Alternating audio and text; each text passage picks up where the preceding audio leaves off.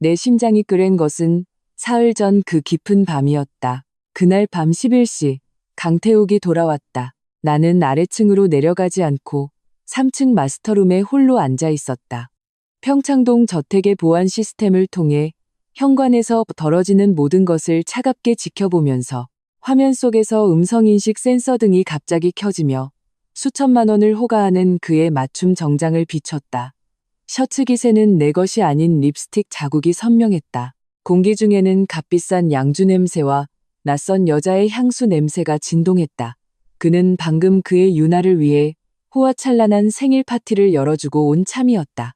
그 잘생긴 얼굴에는 욕정을 불태운 뒤에 나른한 조소가 걸려 있었다. 그리고 충직한 김 여사님이 지난 7년간의 매일 밤처럼 공손하게 그를 맞으며 그의 재킷을 받아들 준비를 했다. 강태욱은 그저 거만한 눈으로 그녀를 훑어볼 뿐이었다. 그 눈빛은 마치 말을 할 줄 아는 가구를 보는 듯했다. 그는 신경질적으로 넥타이를 풀어 소파에 던져버렸다. 그리고는 감히 거역할 수 없는 냉혹한 어조로 곁에 서 있던 김 여사님에게 나를 지옥으로 떨어뜨릴 명령을 내렸다. 김 여사, 사모님 지하실에 가도 다시는 나와서 눈에 거슬리게 하지 못하게. 와인잔을 쥔 내 손이 세게 떨렸다. 힘을 준 탓에 손가락 마디가 하얗게 질렸다. 그는 잠시 말을 멈췄다. 그의 말투에는 시혜를 베푸는 듯한 은혜로움과 짜증이 뒤섞여 있었다. 내일 유나랑 중요한 비즈니스 디너에 가야 해. 그 여자가 나와서 판을 깨고 망신 주는 꼴은 못 보겠으니까. 지하실은 어둡고 축축하며 버려진 잡동사니로 가득한 곳. 내가 가장 무서워하는 장소였다. 그도 알고 있었다. 우리가 막 결혼했을 때 내가 그저 어둠이 무섭다고 애교를 부리자 그는 부드럽게 나를 안아주며 말했다. 앞으로는 절대 서연이 너 혼자 어둠 속에 두지 않을게. 7년 전의 약속이 귀에 생생한데 모든 것이 변해버렸다. CCTV 화면 속에서 김 여사님의 몸이 확연히 굳었다. 그녀는 믿을 수 없다는 듯 강태욱을 바라보며 입술을 한참이나 떨고 나서야 겨우 목소리를 되찾았다. 그리고 그녀가 이어서 한 말은 바로 내가 지난 사흘간 기다려온 최후의 심판이었다. 대표님, 김 여사님의 목소리는 같이 팠지만 마치 무거운 망치처럼 강태욱의 신경을 강타했다. 가둘 필요 없습니다. 강태욱이 짜증스럽게 중얼거렸다. 무슨 소리야? 그럼 그냥 알아서 꺼지라고 해. 아닙니다, 대표님. 김 여사님은 깊은 숨을 들이쉬고는 허리를 꼿꼿이 폈다. 그녀의 목소리에는 전례 없는 평온함과 힘이 실려 있었다. 사모님께서는 사흘 전에 이미 떠나셨습니다. 강태욱은 얼어붙었다. 그의 얼굴에서 짜증이 경악으로 굳어졌다. 김 여사님은 그를 똑바로 바라보며 말을 이었다. 사모님께서 떠나시면서 대표님께 전해달라고 하셨습니다. 사모님 개인 자격으로 태성그룹 산하의 모든 협력사, 파트너사, 그리고 주거래 은행에 공식적으로 통보했다고 말입니다. 대표님 회사와의 모든 협력 관계를 일방적으로 종료한다고. 김 여사님이 한마디 한마디 뱉을 때마다 강태욱의 얼굴은 창백해졌다. 마지막으로 김 여사님은 가장 치명적인 폭탄을 던졌다. 그녀는 또박또박 아주 선명하게 말했다. 강 대표님, 바로 오늘 오후 사실을 기점으로 대표님 회사의 자금줄이 끊겼습니다. 법적으로 당신은 파산하셨습니다. 강태욱은 마치 벼락이라도 맞은 듯 비틀거리며 한 걸음 물러나 차가운 벽에 부딪혔다. 그는 김 여사님을 뚫어져라 쳐다보았다. 마치 그녀의 얼굴에서 거짓말의 흔적이라도 찾아내려는 듯이. 하지만 김 여사님은 그저 평온하게 그를 마주볼 뿐이었다. 나는 눈앞에 와인잔을 들어 화면 속 공포에 질린 그의 얼굴을 향해 가볍게 건배했다. 그리고 단숨에 들이켰다. 강태욱, 네가 결혼한 여자가 내 마음대로 주무를 수 있는 고아인 줄 알았나? 착각하지 마. 넌 내 손으로 판도라의 상자를 열었어. 이제 게임은 시작됐어. 내가 널 위해 준비한 지옥에 온 걸 환영해. 파산. 지금 무슨 헛소리를 하는 거야. 강태욱의 포효가 CCTV의 마이크를 통해 들려왔다. 그 속에는 미처 감추지 못한 공포가 섞여 있었다. 그는 격분한 야수처럼 김 여사님에게 달려들어 그녀의 멱살을 움켜쥐었다. 당신, 그 여자랑 짜고 나를 속이는 거지? 윤서연. 그 여자. 내가 없으면 살 수나 있을 것 같아? 이런 식으로 나한테 고개 숙이게 만들려는 수작이지. 안 그래? 김 여사님은 그에게 잡혀 고통스러워하면서도 여전히 비굴하지 않았다. 대표님, 저는 그저 사실을 전달할 뿐입니다. 사실, 강태욱은 비웃으며 김 여사님을 놓아주고는 자신의 스마트폰을 꺼내 들었다. 내가 지금 당장 전화해서 그 여자더러 당장 기어 돌아와서 잘못했다고 빌라고 할 테니까.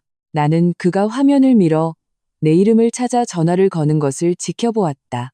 물론 그가 들은 것은 차가운 기계음 뿐이었다. 나는 이미 저택 내의 모든 통신 신호를 차단하는 시스템을 가동했다.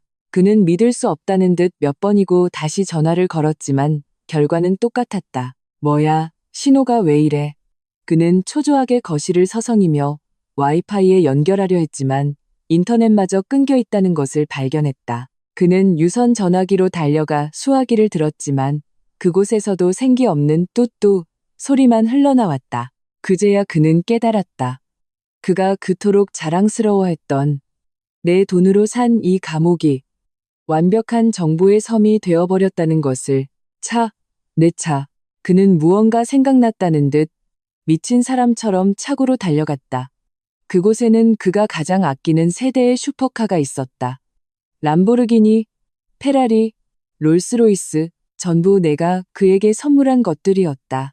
그것들은 그의 신분과 성공의 상징이었고 한유나에게 과시하기 위한 자본이었다. 몇 초 후, 차고의 CCTV 화면에서 그의 기가 막힌 절규가 터져 나왔다. 나는 그가 강렬한 붉은색 페라리 옆에 무릎을 꿇고 두 손으로 자신의 머리카락을 쥐어뜯는 것을 똑똑히 보았다. 세 대의 차, 12개의 타이어는 모두 내가 사람을 시켜 찢어버렸다. 타이어들은 조용히 주저앉아 마치 죽어버린 거대한 짐승들처럼 더 이상 그의 허황된 영광을 싣고 달릴 수 없게 되었다. 윤서연, 이 독한 년. 그의 저주가 화면 너머로 들려왔지만 그저 무력하고 우스꽝스러울 뿐이었다. 바로 그때 나는 또 다른 버튼을 눌렀다. 신호 차단 시스템이 일시적으로 해제되고 문자 메시지 수신이 허용되었다. 그의 스마트폰이 미친 듯이 진동하기 시작했다. 은행으로부터의 계좌 동결 통지, 회사 임원들의 긴급 메일 미리 보기, 재무이사의 부재중 전화 기록이 눈사태처럼 그의 스마트폰 화면을 뒤덮었다. 그는 떨리는 손으로 그중 하나를 터치했다. 나는 그가 내용을 확인했을 때 순식간에 핏기가 가시는 그의 얼굴을 상상할 수 있었다. 대표님, 큰일 났습니다. 태성그룹에서 리스크 관리 조사를 명분으로 회사에 투입했던 모든 예비 자금을 일방적으로 회수했습니다. 저희 모든 법인 계좌가 동결되었습니다. 협력사 대금 지급도 불가능하고 다음 달 직원들 월급조차 줄 수 없습니다. 어디 계십니까? 회사가 망했습니다. 그것은 재무이사가 보안 메신저로 보낸 절망적인 외침이었다. 강태욱은 차가운 차고 바닥에 주저앉았다. 그는 마치 자신의 제국이 무너진 자네라도 되는 듯 스마트폰을 꽉 쥐고 있었다. 그가 자랑스러워했던 모든 것이 사실은 나의 은혜 위에 세워진 것이었다. 그리고 이제 나는 그저 손가락 하나를 까딱했을 뿐인데 그 모든 것을 되찾아왔다. 나는 CCTV 화면을 껐다. 더 이상 그의 가련한 모습을 볼 필요가 없었다. 나는 그가 바로 이런 기분을 느끼게 하고 싶었다. 갇혀버린 기분. 모든 것을 빼앗긴 채 고립무원의 절망에 빠진 기분. 마치 지난 7년간 그가 몇 번이고 나를 이 화려한 저택에 가두어 날개가 꺾인 카나리아처럼 느끼게 했던 것처럼. 이건 시작에 불과해. 강태욱, 네가 내게 안겨준 고통. 내가 몇 배로 돌려줄 테니. 그는 결국 김 여사님의 핸드폰을 빌려 카카오 택시를 불렀다. 그가 넋이 나간 채 낡은 국산 세단에 몸을 싣는 것을 보며 내 입가의 미소는 더욱 깊어졌다. 늘 운전기사가 모는 벤틀리에 익숙했던 그, 아마 잊고 있었을 것이다. 내가 없으면 그는 택시비조차 아랫사람에게 빌려야 한다는 사실을. 다음 날 아침의 햇살은 강태욱에게 지옥의 유황불보다 더 뜨거웠을 것이다. 나의 비서인 박진우 실장은 이미 사람들을 데리고 그의 회사 건물 앞에서 나를 위해 현장 생중계를 준비하고 있었다. 박 실장의 보고에 따르면 강태욱은 거의 뜬 눈으로 밤을 새우고 동이 트자마자 택시기사를 재촉해 강남의 회사 앞으로 왔다고 했다. 그는 아마 아직 환상을 품고 있었을 것이다. 왕인 자신이 성으로 돌아가기만 하면 모든 것을 되돌릴 수 있을 것이라는. 안타깝게도 그의 성은 이미 그를 심판하는 형장이 되어 있었다. 회사의 유리문 앞에는 사람들이 빼곡하게 몰려 있었다. 강태욱은 내 피땀을 돌려줘라 라고 적힌 현수막을 든 협력사 사장들, 분노에 찬 얼굴로 임금 체불을 항의하는 직원들, 그리고 소문을 듣고 달려온 경제부 기자들이 장총 단총 같은 카메라를 들이대고 있었다. 강태욱이 탄 낡은 택시가 멈추자마자 눈썰미 좋은 누군가가 그를 알아봤다. 강태욱이다. 저기 나타났다.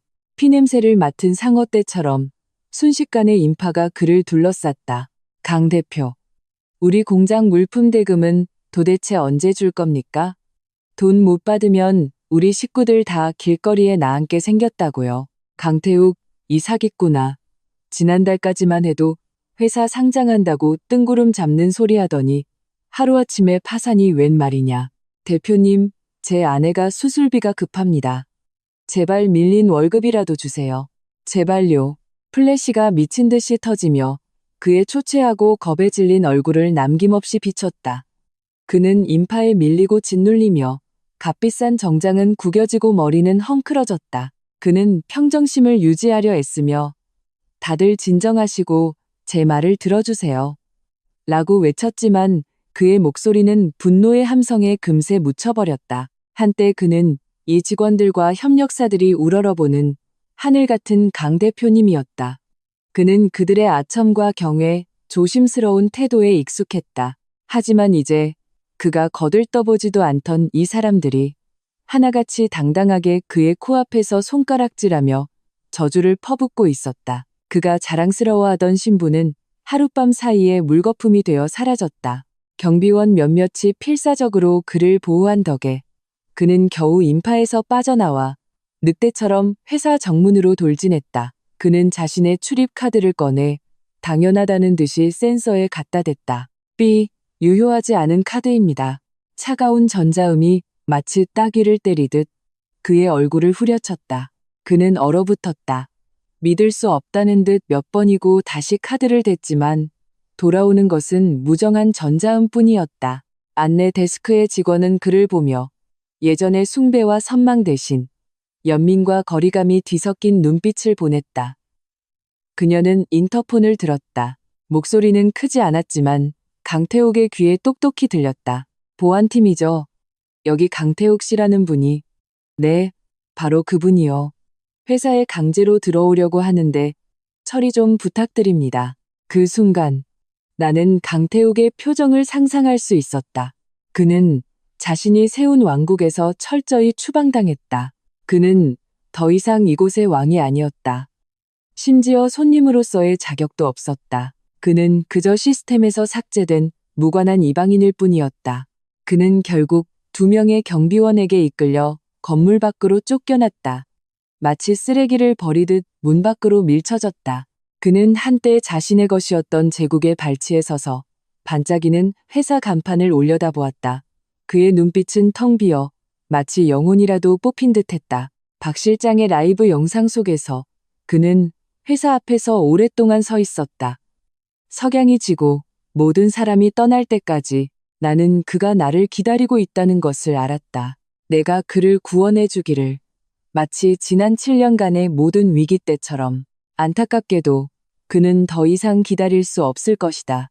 나는 그를 구하지 않을 것이다.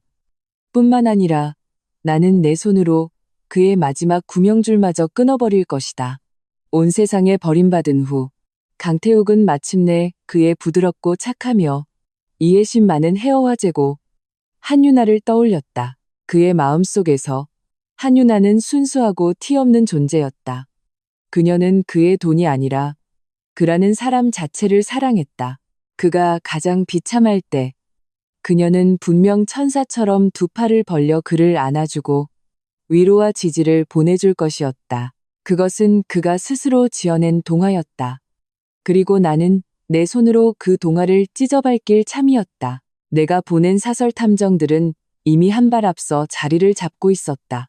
그들이 보내온 실시간 감시 영상은 그 어떤 블랙 코미디 영화보다도 흥미진진했다. 강태욱은 한유나가 사는 삼성동의 한강뷰 주상복합 아파트를 찾아갔다. 그 집은 4명이의 부동산이었다. 예전에 그가 한유나에게 서프라이즈 선물을 해주고 싶다고 했을 때 나는 묵인했었다. 지금 생각하니 참으로 아이러니했다. 그가 문을 두드렸을 때 그의 얼굴에는 재앙을 피했다는 안도감과 의지하려는 마음이 어려 있었다. 그러나 문을 연 한유나는 그를 완전히 얼어붙게 만들었다. 그녀는 평소처럼 그의 품에 뛰어들어 태욱 오빠 라며 애교 섞인 목소리로 부르지 않았다. 그녀는 세련된 오피스룩 차림이었고 그녀의 뒤에는 포장된 명품 캐리어들이 놓여 있었다. 보아하니 도망갈 준비를 하고 있던 참이었다. 여긴 어쩐 일이야? 한유나는 그를 보고 얼굴에 당황한 기색을 비쳤지만 이내 감추지 않는 혐오감으로 변했다. 유나야. 나. 강태욱이 자신의 처지를 하소연하며 위로를 구하려던 순간 한유나가 참을성 없다는 듯 그의 말을 끊었다. 됐어. 내 소식 다 들었어. 그녀는 팔짱을 끼고 그를 위아래로 훑어보았다. 그 눈빛은 마치 가치를 잃어버린 상품을 평가하는 듯했다. 회사 파산했다며. 이제 너 아무것도 없는 빈털털이지, 맞지? 강태욱의 얼굴이 순식간에 잿빛으로 변했다. 그는 눈앞에 낯선 여자를 믿을 수 없다는 듯 바라보았다. 유나야, 어떻게 그렇게 말할 수 있어? 우린 진심으로 사랑했잖아. 진심으로 사랑? 한유나는 세상에서 가장 웃긴 농담이라도 들은 듯 날카롭게 웃음을 터뜨렸다. 강태욱, 너 머리가 어떻게 된 거 아니야? 내가 만난 건 태성그룹의 사위이자 상장사 대표였지. 월세도 못 내는 거지가 아니라고. 그녀는 집안의 가구들을 가리키며 신랄하게 쏘아붙였다. 이 집 좀 봐. 내가 사준 차, 내가 사준 그 명품 가방이랑 보석들. 어느 하나 윤서연 돈으로 산 게 아닌 게 있어? 내가 모를 줄 알았어? 난 진작에 그런 것들 다 처분해서 현금으로 바꿔놨어. 이제 네가 파산했으니 우리 관계도 깨끗하게 끝내는 게 맞지. 강태욱은 그녀의 말에 찔려 뒷걸음질 쳤다. 그는 한유나를 가리키며 입술을 떨었다. 너 계속 날 속여온 거였어? 속인 게 아니라 네가 멍청한 거지. 한유나의 얼굴에서는 더 이상 연약함이라곤 찾아볼 수 없었다. 오직 계산적인 냉혹함만이 남아있었다. 내가 정말 너한테 미쳐서 사랑하는 줄 알았어? 난 네가 제공하는 사치스러운 생활을 사랑한 거야. 이제 네가 그걸 줄 수 없게 됐으니 내 앞길 막지 말고 비켜. 말을 마친 그녀는 캐리어 하나를 들고 그를 지나쳐 떠나려 했다. 강태욱은 본능적으로 그녀의 손목을 잡았다. 그의 목소리에는 마지막 애원이 담겨 있었다. 유나야, 가지마. 나 좀 도와줘. 나 이제 너밖에 없어. 내가 이번만 도와주면 내가 나중에 꼭 놔. 한유나는 더러운 것이라도 닿은 듯 그의 손을 뿌리치고는 가방에서 물티슈를 꺼내 혐오스럽다는 듯 자신의 손목을 닦았다. 그녀는 그에게 다가가 목소리를 낮추며 한자 한자 힘주어 말했다. 강태욱, 다시는 나 귀찮게 하지 않는 게 좋을 거야. 안 그러면 네가 유부남 주제에 아내 돈으로 나를 만났다는 걸 세상에 다 까발려 버릴 테니까. 그렇게 되면 넌 파산뿐만 아니라 사회적으로도 매장당하는 거야. 그녀는 말을 마치고 뒤도 돌아보지 않은 채 캐리어를 끌고 하이힐 소리를 또각거리며 엘리베이터 속으로 사라졌다. 감시 영상 속에서 강태욱은 텅 빈 집안에 홀로 서 있었다. 마치 버려진 조각상처럼 한참 후에야 그는 천천히 무릎을 꿇고 야수와 같은 절망적인 울부짖음을 토해냈다. 나는 영상을 껐다. 내 입꼬리는 더욱 차갑게 휘어졌다. 강태욱, 내가 잃은 것이 돈과 지위뿐이라고 생각하나? 아니. 나는 네가 그토록 믿었던 진정한 사랑이 그저 정교하게 포장된 거래에 불과했다는 것을 똑똑히 보게 해줄 것이다. 너는 그 거래를 위해 나를 배신했고 나의 7년 진심을 짓밟았다. 이제 돈과 사랑을 모두 잃은 기분이 어때? 그게 바로 네가 받아야 할 마땅한 대가다. 사흘 전 2층 계단 모퉁이의 그림자가 나를 완전히 삼키고 있었다. 강태욱의 사모님 지하실에 가둬 라는 말이 독을 바른 얼음 송곳처럼 한 자도 빠짐없이 내 귀에 박혔을 때 나는 터져나오는 울음을 막기 위해 손으로 입을 틀어막고 있었다. 몸이 떨렸다. 두려움 때문이 아니었다. 뼛속 깊은 곳에서부터 번져 나오는 사무치는 한기 때문이었다. 7년. 꼬박 7년이었다. 나 윤서연. 태성그룹의 유일한 상속녀. 순수한 사랑이라는 우스꽝스러운 꿈을 위해 내 신분을 숨겼다. 나는 강태욱에게 부모님은 돌아가시고 얼마 안 되는 유산으로 살아가는 고아라고 말했다.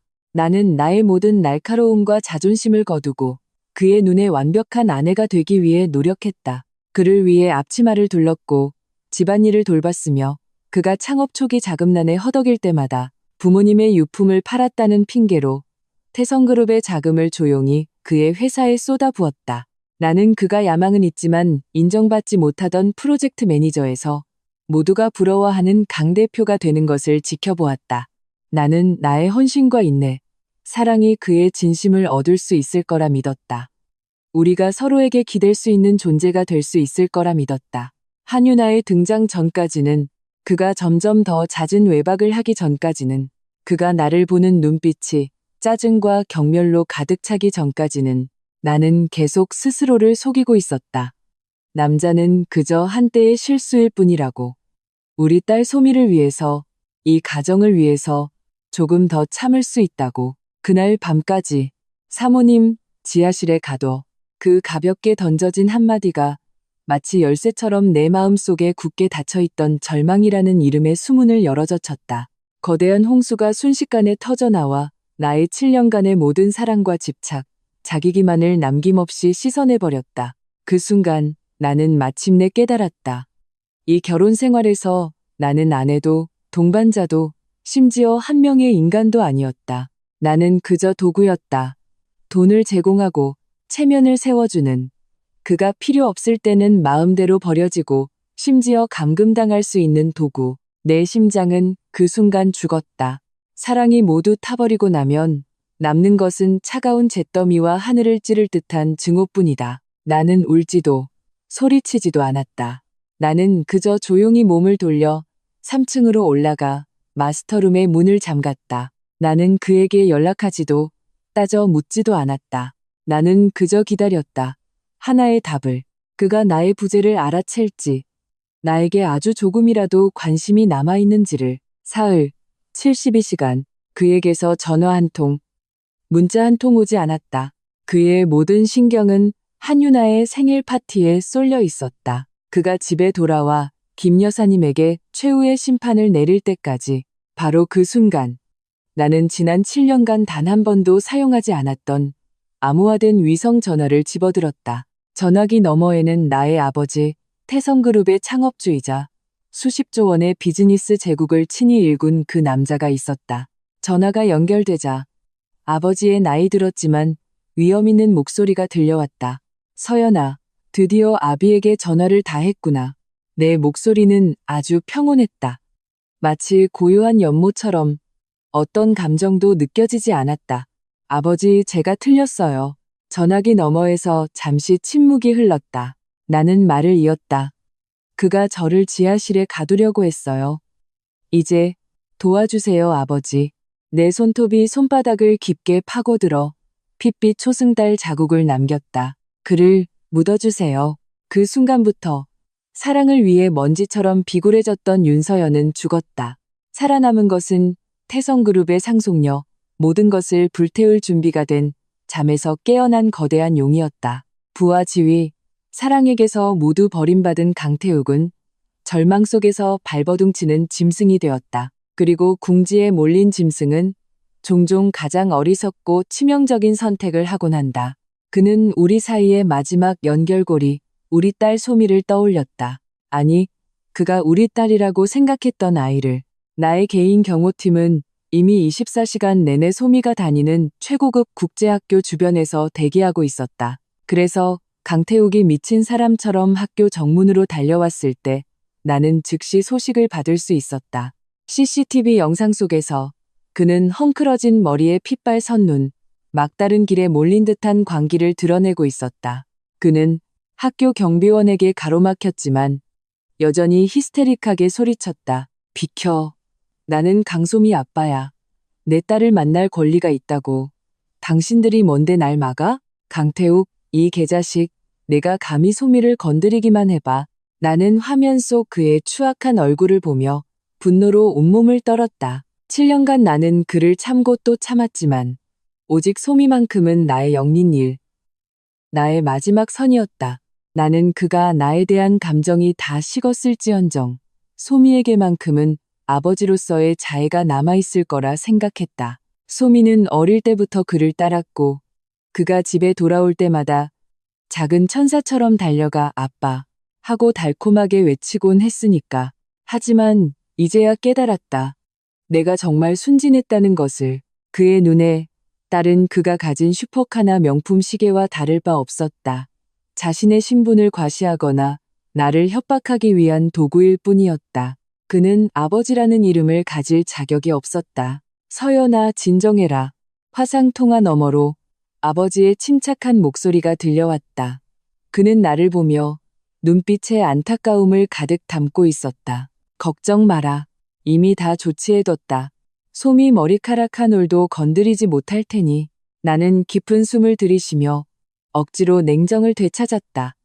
이성은 분노가 문제를 해결해주지 못한다고 말하고 있었다. 강태욱 같은 쓰레기를 상대하려면 가장 날카로운 칼로 단번에 그의 모든 미련을 잘라내야 했다. 아버지, 플랜 B를 실행해주세요. 내 목소리는 얼음장처럼 차가웠다. 나는 그에게 최소한의 체면은 남겨주려 했다. 그가 스스로 걷어찼으니 나를 원망할 수도 없을 것이다. 그래. 아버지는 고개를 끄덕였다. 진정한 절망이 무엇인지 똑똑히 알게 해줘야지. 전화를 끊고 나는 여전히 학교 앞에서 난동을 부리는 강태욱을 지켜보았다.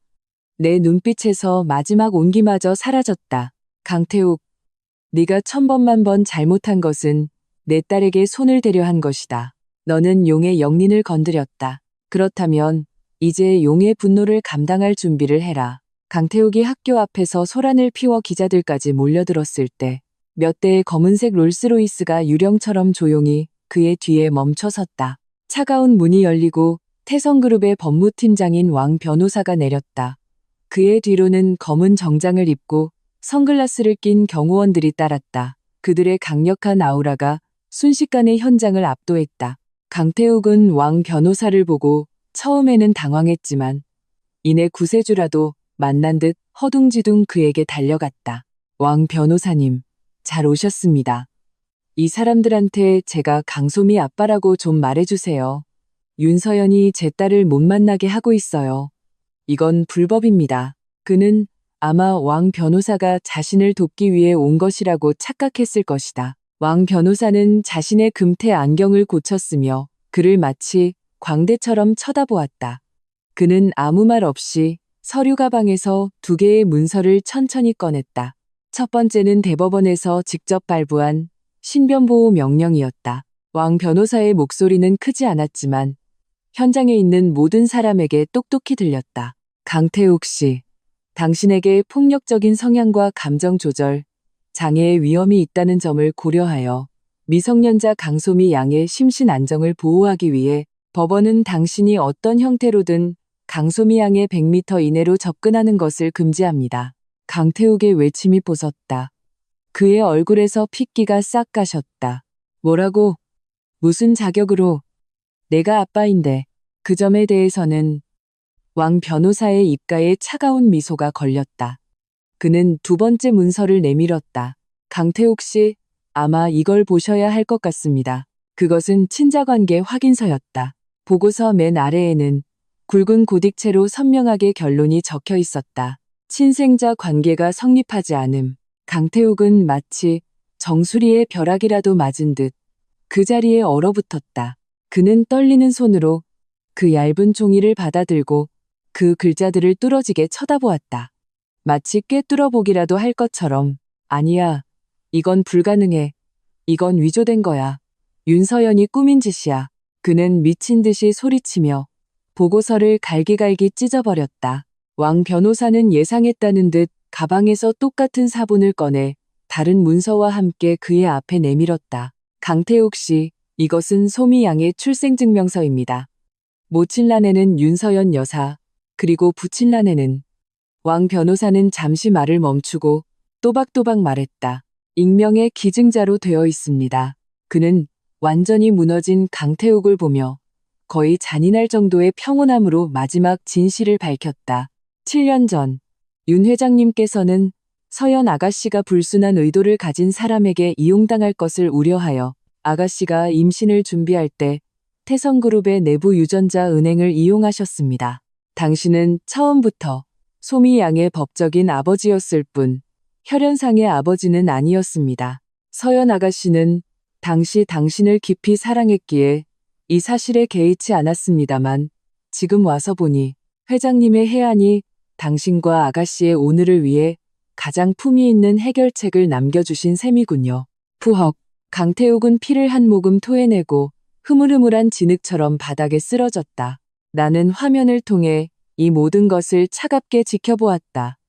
진실은 잔인했다. 7년 전, 나는 정말 그를 맹목적으로 사랑했다. 아버지의 이런 조치는 불필요하다고 생각했고, 심지어 그 일로 아버지와 다투기까지 했다. 이제야 나는 깨달았다. 아버지의 사랑은 깊고 말이 없었다. 그는 이미 내가 겪을 수 있는 모든 일을 예견하고 나를 위해 이 마지막이자 가장 중요한 방어선을 남겨두셨던 것이다. 강태욱, 너는 소미가 너의 마지막 히든카드라고 생각했나? 아니. 소미는 너를 치욕의 기둥에 완전히 못 박아버릴 나의 마지막 못이다.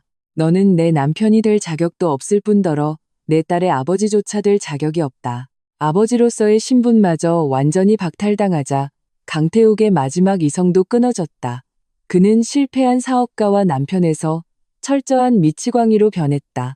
나에게서 어떤 이득도 얻을 수 없게 되자 그는 죽더라도 나를 함께 지옥으로 끌고 가기로 결심했다. 그는 나를, 내가 힘들게 지켜온 명예를, 태성그룹의 명성을 파괴하려 했다. 그는 자신이 연락할 수 있는 모든 언론사에 연락해 소위 진실규명 기자회견이라는 것을 열었다. 기자회견에서 그는 이전의 광기를 거두고 낡은 정장을 입었다. 머리는 일부러 헝클어뜨리고 얼굴에는 초췌함과 비통함을 담았다.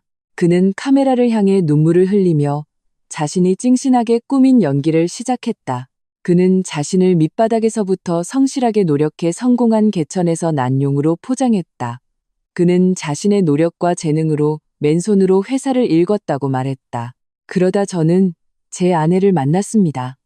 고아인 척 위장한 아주 치밀한 여자였죠. 저는 그녀를 사랑했습니다. 제 인생의 한 줄기 빛이라고 생각했습니다. 그는 카메라를 보며 아이처럼 울었다. 제가 피땀 흘려 이룩한 모든 것을 아낌없이 그녀와 나누었습니다. 우리는 100년해로 할 수 있을 거라 믿었습니다. 하지만 제가 틀렸습니다. 완전히 틀렸어요. 그는 갑자기 목소리를 높였다.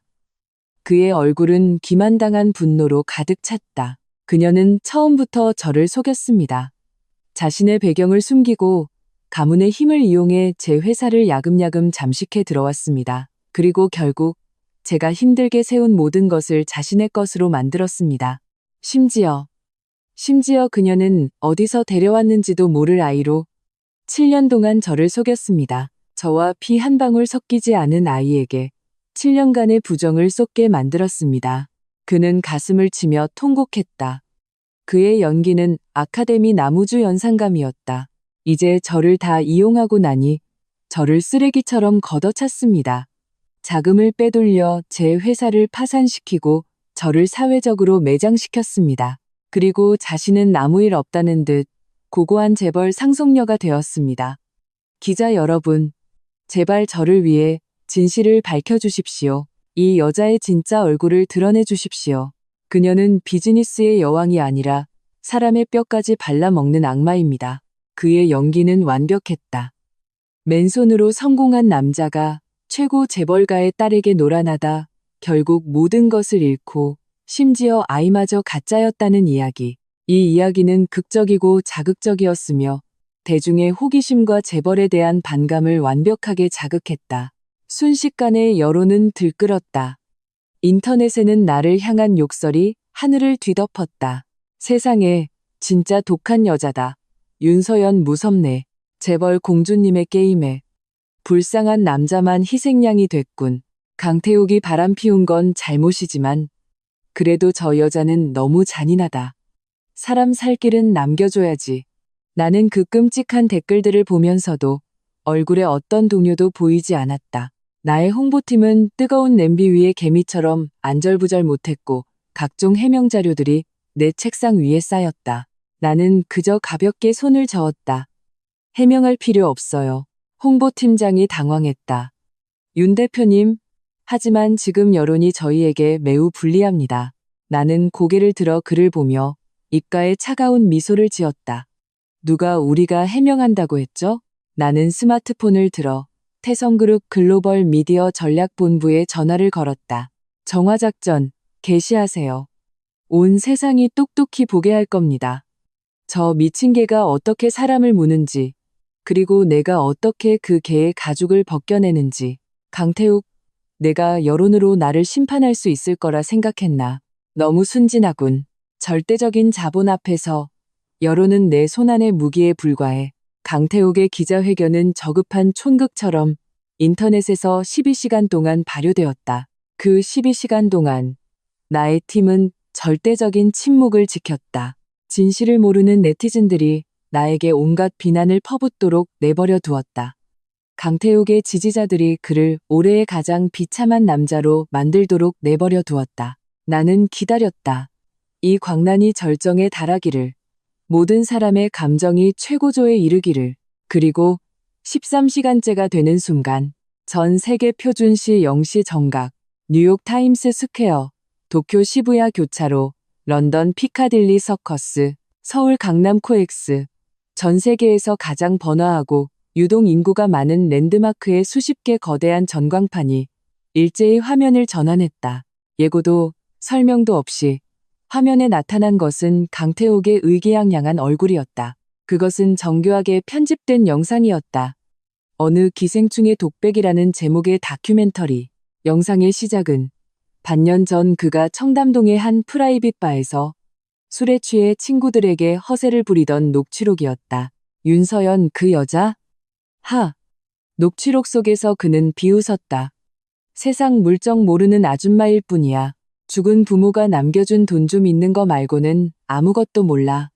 내가 적당히 구슬리면 순순히 돈을 다 내놓는다고. 개 한 마리 다루는 것보다 쉬워. 화면이 전환되고 그가 한유나를 데리고 전 세계 명품 매장을 휩쓸고 다니는 CCTV 영상이 나왔다. 모든 결제 내역 아래에는 출처 윤서연님 가족카드라는 자막이 선명하게 박혔다.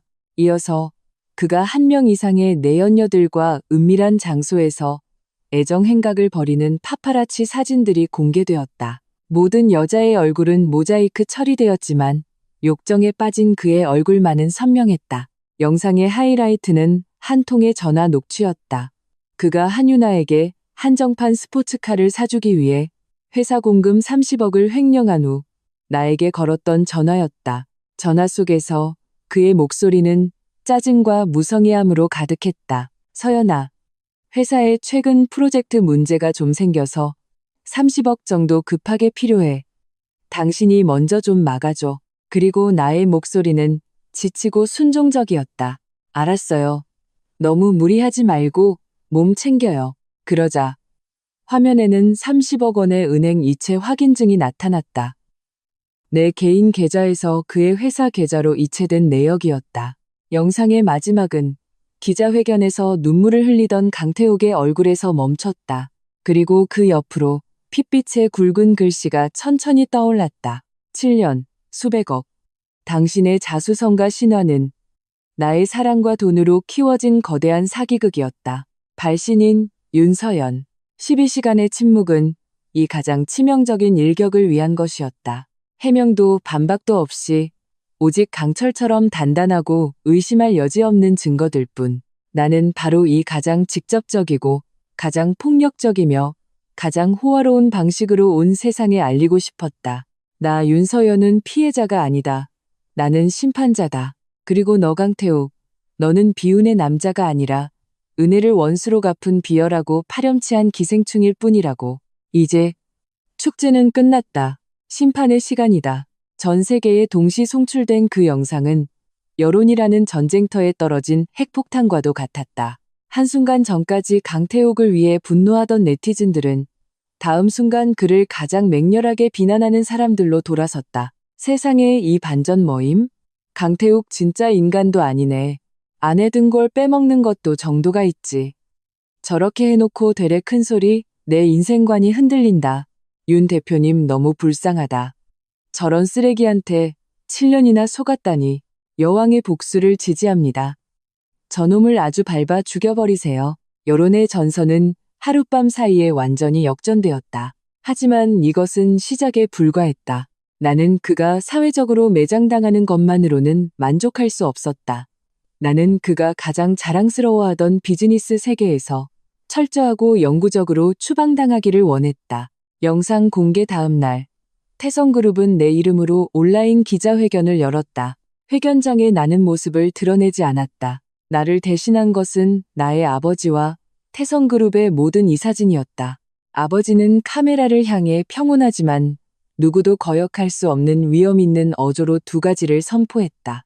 첫째, 태성그룹은 상업윤리연맹을 공식적으로 출범시킨다. 연맹의 목적은 공정하고 신뢰할 수 있는 비즈니스 환경을 조성하고 모든 비도덕적이고 비윤리적인 상업행위를 근절하는 것이다. 둘째, 연맹은 블랙리스트를 만들 것이며 강태욱은 그 블랙리스트의 첫 번째 이름이 될 것이다.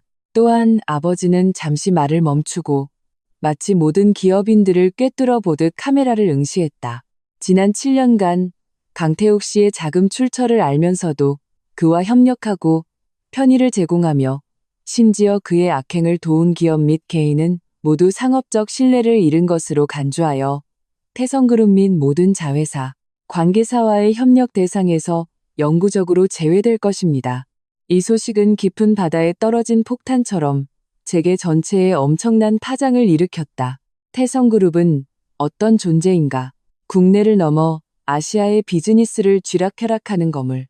그들의 영향력은 모든 산업 분야에 뻗어 있었다. 태성그룹의 블랙리스트에 오른다는 것은 주류 비즈니스계에서 완전히 퇴출된다는 것을 의미했다. 재계의 대대적인 숙청이 시작되었다. 한때 강태욱을 둘러싸고 형님, 동생 하던 자들이 앞다투어 그에게 등을 돌렸다. 저희도 강태욱에게 속았습니다. 저희는 그가 정말 자수성가한 줄로만 알았습니다. 강태욱이라는 사람, 인성이 아주 글러먹었습니다. 저희 회사는 진작부터 그와 관계를 끊고 싶었습니다. 제가 실명으로 제보합니다. 강태욱은 과거 프로젝트를 따내기 위해 악의적인 뇌물을 건넨 적이 있습니다. 한순간에 무너지는 담벼락을 모두가 밀어붙였다. 그와 거래했던 모든 회사가 마치 전염병을 피하듯 그의 과거 비리들을 하나하나 폭로했다. 그는 하나의 상징이 되었다. 불신과 오점의 상징. 더 이상 아무도 그를 고용하지 않았고 아무도 그와 거래하려 하지 않았다. 심지어 공개적인 자리에서 그의 이름을 언급하는 것조차 꺼리게 되었다. 나는 바로 이런 방식으로 그에게 알려주고 싶었다. 네가 그렇게 비즈니스 감각이 뛰어나고 수완이 좋다고 생각했나? 그렇다면 나는 네가 가장 자부심을 느끼는 그 영역에서 영원히 재기하지 못하도록 만들어주겠다. 내가 너에게 준 제국을 되찾는 것뿐만 아니라 내 손으로 너라는 존재를 이 세상의 비즈니스 지도에서 지워버리겠다고. 강태욱은 완전히 길거리의 쥐 신세가 되었다. 그는 막대한 빚을 지고 분노한 채권자들에게 쫓겨 도망 다녔다. 한때 그에게 고개를 숙이던 친구들은 이제 그를 보면 역병이라도 본 듯 피하기에 급급했다. 그는 5성급 호텔의 프레지덴셜 스위트에서 도심 변두리에 햇빛 한 줌 들지 않는 더럽고 축축한 반지하 방으로 거처를 옮겼다. 아이러니하게도 그가 한때 나를 가두려 했던 곳이 이제 그의 유일한 안식처가 된 셈이다. 네 사람의 보고에 따르면 그는 매일 깊은 밤에만 몰래 나와 편의점에서 가장 싼 컵라면과 삼각김밥을 사간다고 했다. 그는 몹시 수척해졌고 눈빛에는 공포와 절망이 가득했다. 마치 상갓집 개처럼 나는 그가 이대로 조용히 어두운 구석에서 서서히 썩어갈 것이라 생각했다. 하지만 나는 그의 파렴치함을 과소평가했다. 그가 감히 나를 찾아올 줄이야. 그날 그는 어디서 알아냈는지 나의 개인 저택 주소를 알아내 겹겹의 보안을 뚫고 내 집 대문 앞에 무릎을 꿇었다. 그는 피눈물을 흘리며 미친 듯이 머리를 조아렸다. 이마가 깨져 피가 흘렀다. 서연아, 내가 잘못했어. 정말 잘못했어. 내가 사람이 아니었어. 짐승이었어. 제발 한 번만 더 기회를 줘. 응? 소미를 봐서라도. 아니, 우리 7년 부부의 정을 봐서라도. 제발 나 좀 용서해줘. 내가 당신의 개가 되라면 될게. 나는 2층의 통유리창 앞에 서서 그의 저급한 연기를 차갑게 내려다보았다. 7년 부부의 정? 그가 나를 지하실에 가두기로 결심한 그 순간 우리 사이에는 증오만이 남았다. 나는 그를 무시하고 경호원에게 바로 경찰에 신고하라고 지시했다. 경찰이 와서 그를 소란죄로 경찰서에 연행해 갔다. 경찰서에서 나온 후 그는 마침내 변호사를 통해 내가 보낸 마지막 문서를 받았다. 그것은 채무 독촉장도 이혼 합의서의 추가 조항도 아니었다. 그것은 그가 처음 나에게서 투자금을 받아내기 위해 친필로 서명했던 투자 계약서였다.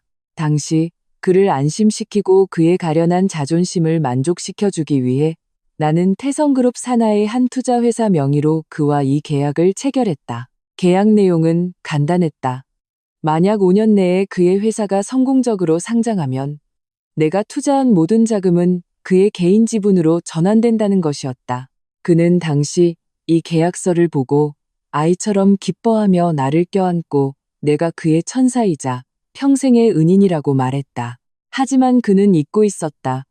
그 계약서의 추가 조항에 아주 작은 글씨로 적힌 한 줄을 만약을 강태의 개인적인 도덕적 문제 혼외정사, 위법 행위 등을 포함하되 이에 국한되지 않음로 인해 회사 명예가 실추되고 중대한 경제적 손실이 발생할 경우 은갑 투자의 모든 투자, 원금 및 이자를 상환해야 할 뿐만 아니라 개인적으로 무한 연대 책임을 진다. 동시에 갑은을 상대로 사기죄로 형사소송을 제기할 권리를 보유한다. 당시에 그는 상장이라는 거대한 청사진의 눈이 멀어 이 조항을 보지도 않고 서명했다. 그는 아마 꿈에도 생각지 못했을 것이다. 그가 천국으로 가는 티켓이라고 믿었던 이 문서가 이제 그를 지옥으로 보내는 마지막 통첩이 될 줄은 나는 그에게 똑똑히 알려주고 싶었다. 내가 그 계약서에 서명한 순간부터 너의 운명은 이미 내 손아귀에 단단히 쥐어져 있었다는 것을 내가 기회를 주었지만 그가 제 손으로 걷어차버린 것이라고. 형사 고발의 위험까지 동반된 그 투자 계약서는 강태욱을 무너뜨린 마지막 지푸라기였다. 그는 완전히 붕괴했다. 더 이상 용서를 구하지도 울부짖지도 않았다. 그는 살아있는 시체처럼 그 더러운 반지하 방에 스스로를 가두고 종말이 오기만을 기다렸다. 하지만 나는 그가 그렇게 쉽게 죽도록 내버려 둘 생각이 없었다. 육체적인 죽음은 그에게 너무나 관대한 처사였다. 내가 원하는 것은 정신적으로, 공개적으로, 의식적으로 그를 철저히 능지처참하는 것이었다. 그가 가장 절망에 빠져 있을 때 정교하게 제작된 초대장 한 통이 그의 반지하 방으로 배달되었다. 금박으로 장식된 봉투는 밀랍으로 봉인되어 있었고 그 위에는 태성그룹의 휘장이 찍혀 있었다. 초대 내용은 간결했다. 강태욱님, 이번 주 금요일 저녁 태성그룹과 유해여성기구가 공동 주최하는 유급료진과 거품자선 경매 디너에 귀하를 정중히 초대합니다. 발기인 윤서연. 네 사람의 보고에 따르면 강태욱은 초대장을 받고 완전히 넋이 나갔다고 했다. 그는 그 얇은 카드 한 장을 수십 번이고 뒤집어 보며 처음에 불신에서 점차 꺼진 불씨가 되살아나는 듯한 광의로 눈빛이 변해갔다고 했다. 그는 이것이 내가 예정을 생각해 내민 화해의 손길이라고, 내가 마음이 약해져 그에게 체면을 차릴 기회, 공개적으로 화해할 기회를 주는 것이라고 착각했다. 그는 심지어 자신이 디너에서 충분히 좋은 모습, 충분히 비굴한 모습, 충분히 참회하는 모습을 보이면 내가 소송을 취하하고 심지어 그를 다시 받아줄지도 모른다고 환상에 빠지기 시작했다. 그는 즉시 너저분하게 뒤집힌 짐 속에서 자신이 가진 마지막으로 그나마 멀쩡한 아르마니 정장을 찾아냈다. 그는 찬물로 머리를 감고 수염을 깨끗이 깎았다. 심지어 마지막 남은 2만 원을 들여 골목 어귀의 작은 미용실에서 머리 손질까지 받았다. 그는 거울 속에 비친 비록 초췌하지만 여전히 잘생긴 자신을 보며 오랜만에 자신감 있는 미소를 지었다. 그는 자신에게 아직 역전의 기회가 있다고, 내가 아직 그에게 미련이 남아있다고 믿었다. CCTV를 통해 그의 그자아 도취적인 모습을 보며 내 입가의 미소는 독을 바른 칼날처럼 차가워졌다. 강태욱, 넌 정말 순진하다 못해 비참하구나. 내가 너를 초대한 곳이 희망으로 가는 노아의 방주라고 생각했나? 아니, 내가 너를 초대한 곳은 바로 너의 단두대다. 그것은 자선 디너가 아니다. 그것은 내가 너를 위해 정성껏 준비한 성대하고 화려한 공개 처형식이다. 금요일 밤, 서울 최고의 7성급 호텔. 연회장은 휘황찬란한 불빛과 화려한 의상들로 가득했다. 강태욱이 그 구겨진 아르마니 정장을 입고 들어서는 순간 연회장 전체의 공기가 1초간 뗐는 듯했다. 모든 사람의 시선이 일제히 그에게 쏠렸다. 그 시선 속에는 호기심, 경멸, 조롱, 그리고 연민이 담겨 있었다. 그 시선의 주인들은 모두 그가 한때 우러러보거나 어깨를 나란히 해야 했던 재계의 거물들이었다. 그리고 지금 그들은 마치 상류 사회에 뛰어든 거지를 보듯 그를 쳐다보고 있었다.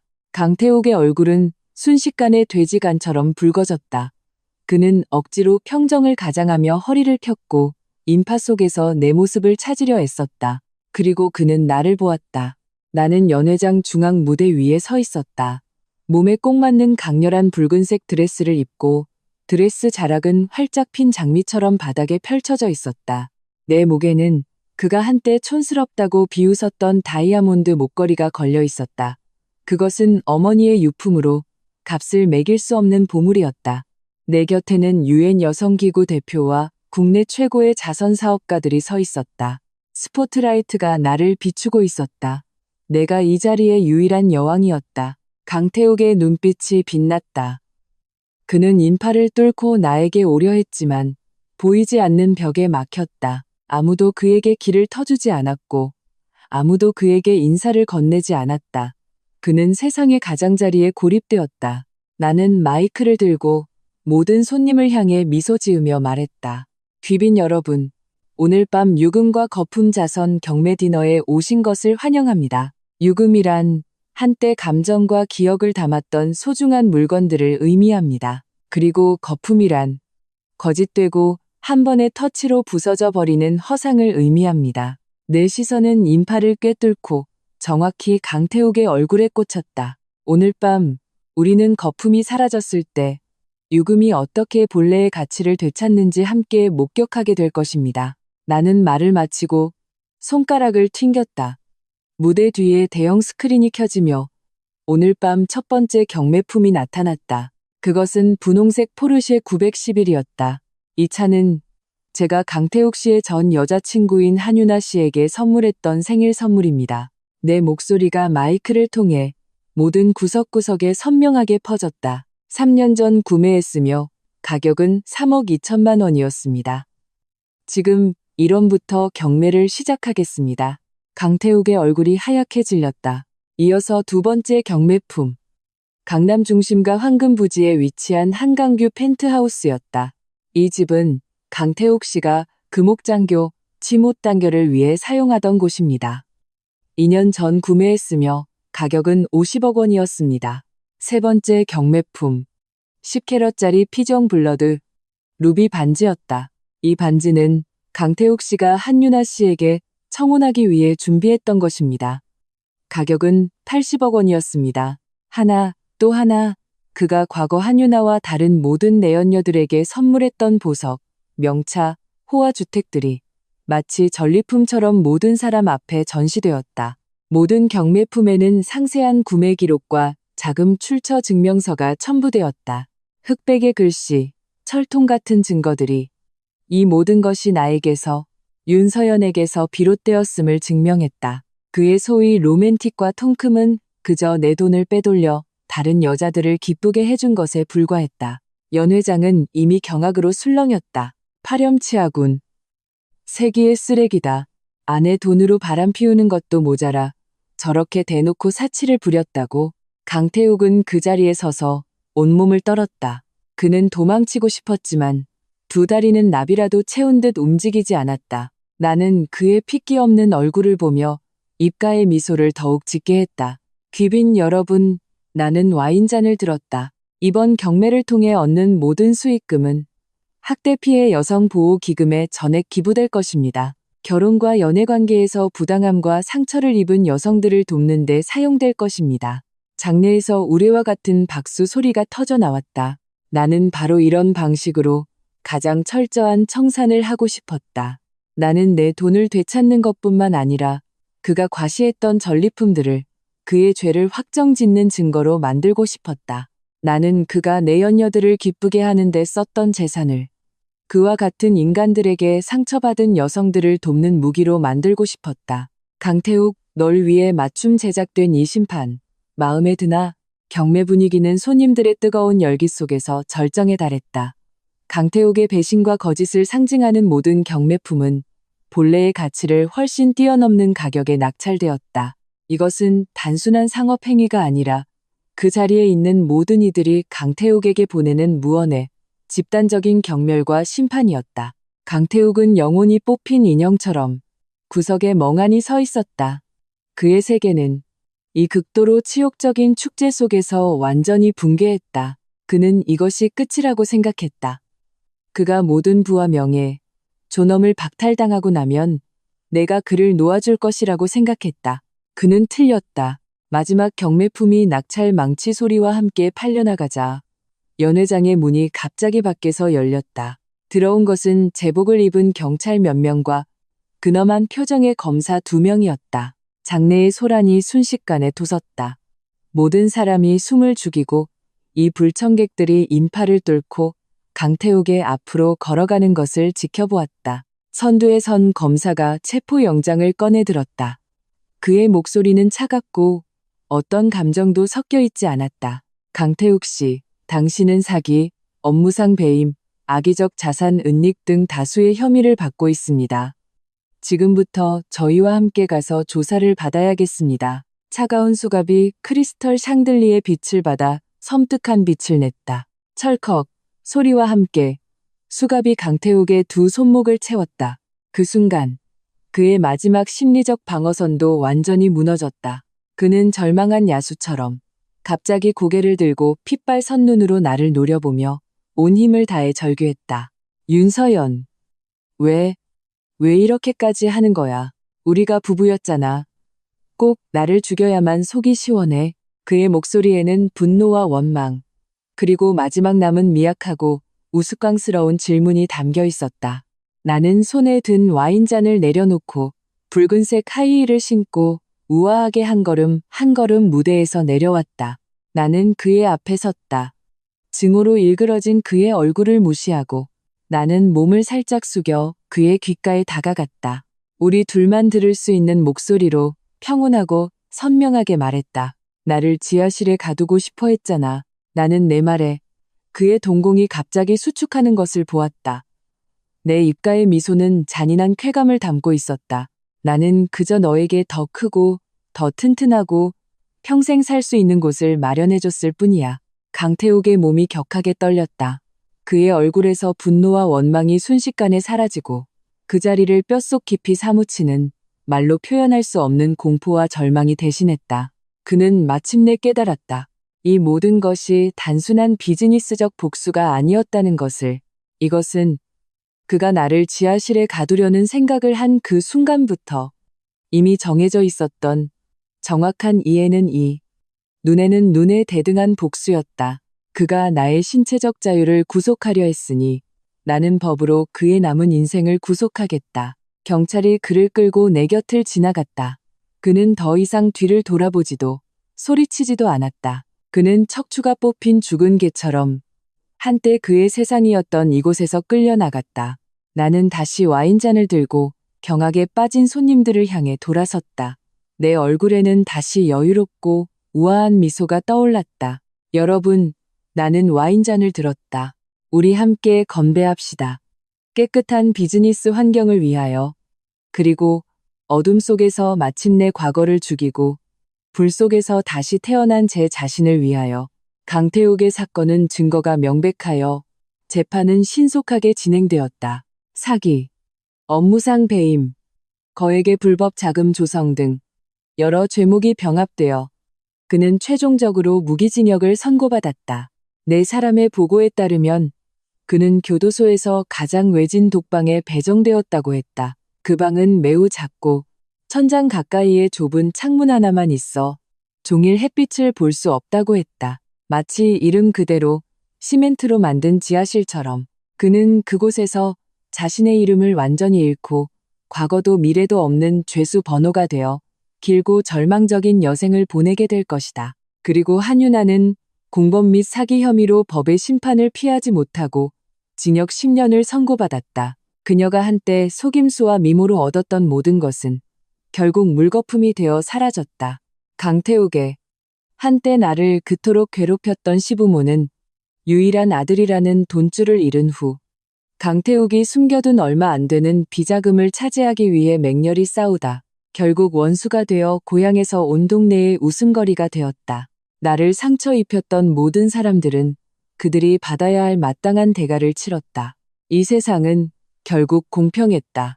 반년 후 햇살 좋은 어느 오후 나는 소미를 데리고 태성그룹 본사 빌딩의 꼭대기층에 섰다. 거대한 통유리창 밖으로는 번화한 도시 전체가 펼쳐져 있었다. 소미는 이미 모든 것을 알고 있었다. 나는 딸에게 숨기지 않았다.